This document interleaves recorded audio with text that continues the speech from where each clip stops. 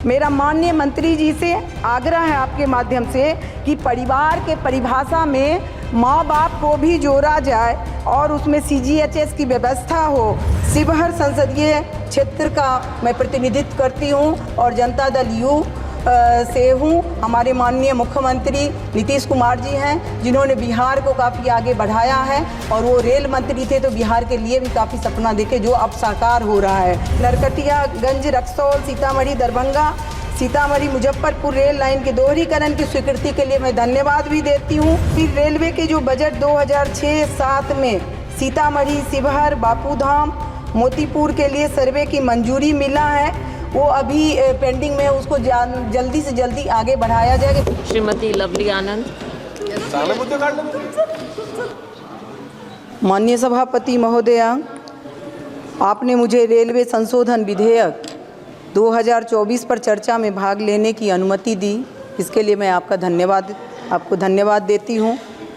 महोदया, माननीय रेल मंत्री जी रेलवे अधिनियम 1989 में संशोधन का प्रस्ताव पेश किए हैं और इसमें भारतीय रेलवे बोर्ड अधिनियम 1905 के प्रावधानों को समाहित करने का प्रस्ताव किया है।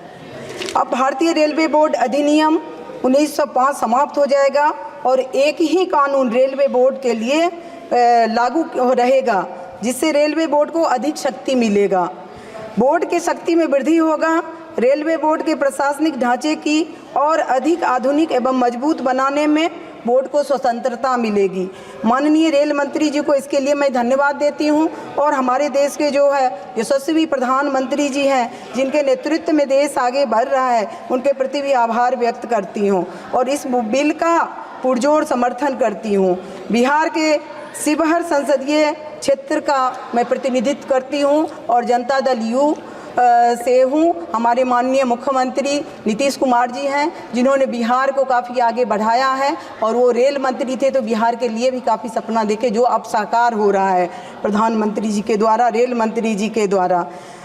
ये आपको आश्चर्य होगा कि देश की आज़ादी के 75 वर्ष के बाद भी और माननीय प्रधानमंत्री जी का जहाँ घोषित अमृतकाल का समय में अब तक मेरा संसदीय क्षेत्र शिवहर के लोग रेलवे की सेवा से वंचित हैं।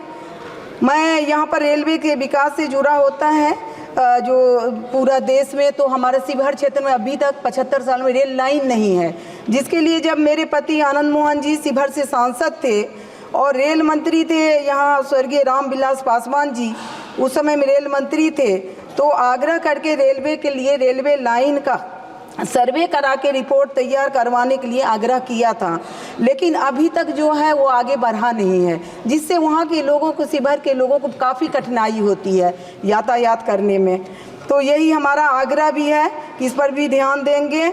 और ये फिर रेलवे के जो बजट 2006-07 में सीतामढ़ी, शिवहर, बापूधाम, मोतीपुर के लिए सर्वे की मंजूरी मिला है, वो अभी पेंडिंग में है, उसको जल्दी से जल्दी आगे बढ़ाया जाएगा। मैं रेल मंत्री जी से आग्रह करती हूँ और माननीय रेल मंत्री जी से आग्रह करती हूँ कि शिवहर की नई रेल लाइन परियोजना को जल्द से जल्द लागू करने की दिशा में मंजूरी देने का कष्ट करेंगे। और आदरणीय महोदय, मैं रेल मंत्री जी से आग्रह करती हूँ कि शिवहर के बैरगनिया रेलवे स्टेशन को अमृत भारत रेलवे परियोजना में शामिल कर उसका विकास किया जाए। मैं बैरगनिया रेलवे स्टेशन पर वहाँ की जनता की मांग है कि गाड़ी संख्या 15,656 कटरा कामाख्या एक्सप्रेस और 1501 और 2 रक्सौल जोगबनी एक्सप्रेस, गाड़ी संख्या 22,551 और 52 अंत्योदय एक्सप्रेस और 1417-18 सद्भावना एक्सप्रेस का जनहित में ठहराव किया जाए और रक्सौल से बैरगनिया तक का आने का भी हो व्यवस्था और वहाँ पर जो भी है लोकल स्तर पर घोड़ासहन है वहाँ पर भी दिया जाए। और दूसरी बात है ये नरकटियागंज, रक्सौल, सीतामढ़ी, दरभंगा, सीतामढ़ी, मुजफ्फरपुर रेल लाइन के दोहरीकरण की स्वीकृति के लिए मैं धन्यवाद भी देती हूँ। और साथ ही साथ अभी तो जितना कुछ हुआ है माननीय रेल मंत्री जी जो किए हैं, इतना अच्छा भारतीय रेल में आधुनिक और स्वदेशी वंदे भारत ट्रेन शुरू करके अत्यंत सराहनीय काम किए हैं। वर्तमान में ये 68 वंदे भारत ट्रेन और 136 सेवाओं के साथ देश के कुल 24 राज्यों में 300 से अधिक स्टॉपेज हैं, 170 जिलों को कवर करते हुए चल रही है। भारतीय रेल कभी भेदभाव नहीं करता है कि आगे चले कौन राज्य है, कौन पढ़ रहे हैं, सबके साथ एक साथ कर रहे हैं, ध्यान दे रहे हैं। इसके लिए भी मैं फिर से धन्यवाद दूंगी। और एक अंतिम बात करके मैं अपनी वाणी को विराम दूंगी, क्योंकि समय का अभाव है, आपने हमें बोलने का मौका भी दिया, इसके लिए भी धन्यवाद दूंगी। माननीय रेल मंत्री जी से हमारा आग्रह है कि जिस तरह से CGHS व्यवस्था के तहत केंद्र सरकार के सभी कर्मचारियों के लिए स्वास्थ्य सेवा मुहैया की जाती है, वैसी ही व्यवस्था रेलवे के कर्मचारियों को भी उपलब्ध कराई जाए। अभी वर्तमान में रेलवे के मेडिकल की जो व्यवस्था है उसके तहत परिवार की परिभाषा में माँ बाप का स्थान नहीं है, शामिल नहीं है।